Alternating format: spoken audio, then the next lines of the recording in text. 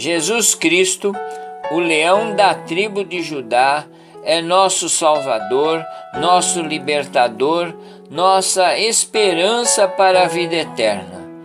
O que Deus estabeleceu desde a fundação do mundo se cumpriu após 3.761 anos, período decorrente desde Adão até o nascimento de Jesus Cristo.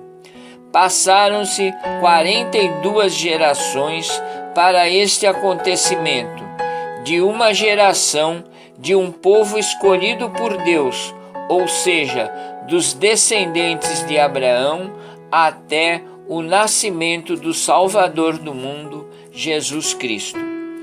Em João 3,16 nos diz que Deus amou o mundo de tal maneira que deu seu Filho unigênito, para todo aquele que nele crê não pereça, mas tenha a vida eterna. Jesus sofreu, padeceu, foi crucificado e morto, mas ressuscitou ao terceiro dia. Ele é o leão da tribo de Judá e vive para sempre. E por que foi atribuído a Jesus o termo de leão da tribo de Judá? De acordo com a árvore genealógica descrita na Bíblia, José, esposo de Maria, é pai terrestre de Jesus Cristo, descendente direto da tribo de Judá. Assim sendo, Jesus é considerado descendente da família de Judá e de Davi. O termo leão foi utilizado pela primeira vez no livro de Gênesis, quando Jacó profetiza para os seus 12 filhos, representantes das 12 tribos de Israel. O quarto filho de Jacó, Judá, recebeu uma bênção especial de Deus que atingiria também todos os seus descendentes. No livro de Gênesis, capítulo 49, versículo 9 e 10, nos diz: Judá é um leãozinho, da presa subsiste, encurva-se e deita-se como leão e como leoa. Quem o despertará? O cetro não se arredará de Judá, nem o bastão de entre seus pés, até que venha Siló, e a ele obedecerão os povos. Segundo a interpretação bíblica dos versículos, o leão de Judá seria o Messias, Salvador, que governaria e unificaria todas as nações sob o nome de Deus.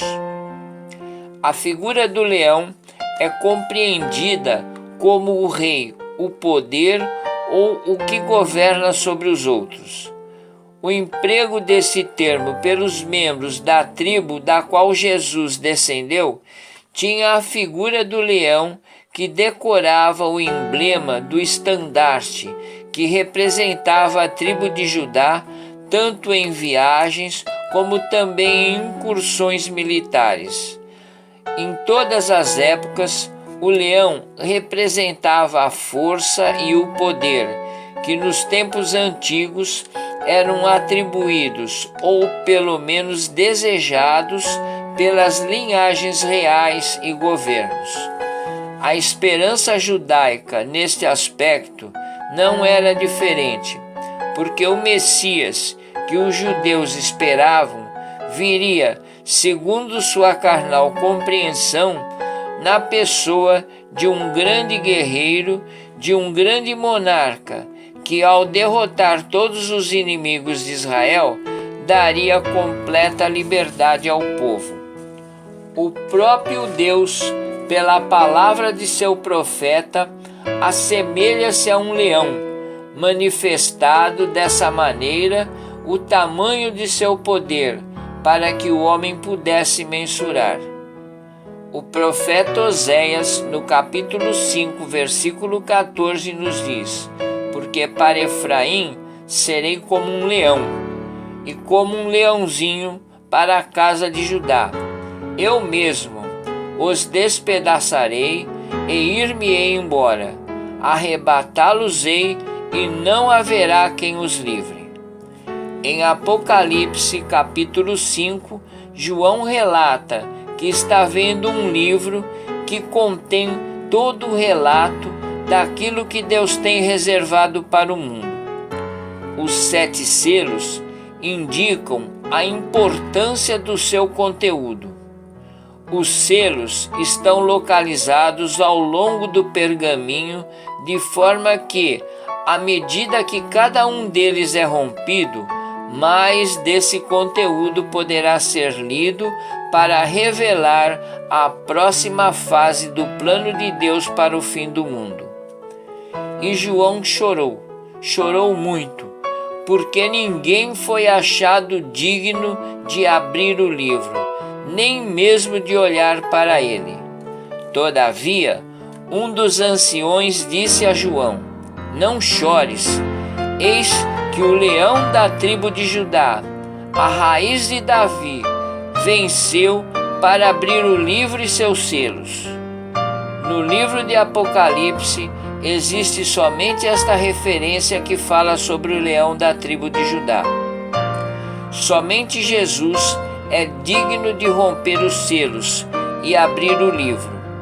O leão, isto é, Jesus, havia provado que era digno de abrir os selos e o livro, por ter uma vida de perfeita obediência a Deus, por ter morrido na cruz como um manso cordeiro pelos pecados do mundo e ressuscitando para mostrar seu poder e autoridade sobre o mal e a morte.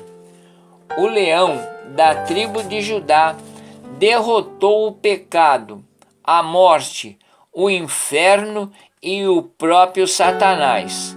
Graças ao sacrifício do Cordeiro, ganhamos a salvação de nosso Deus. Amém? Eu sou Carlos Calmar e toda a vida temos que glorificar a Jesus, o leão da tribo de Judá, que rugiu poderosamente diante do poder do mal, declarando a sua derrota. Jesus mostrou ao inimigo que ele é a autoridade, dele é o governo dos céus e da terra, e que ele não tem lugar no território de Deus. E que as bênçãos do Senhor sejam sobre todos, hoje, amanhã e sempre, nos fortalecendo a cada dia para alcançarmos a vida eterna. Assim seja.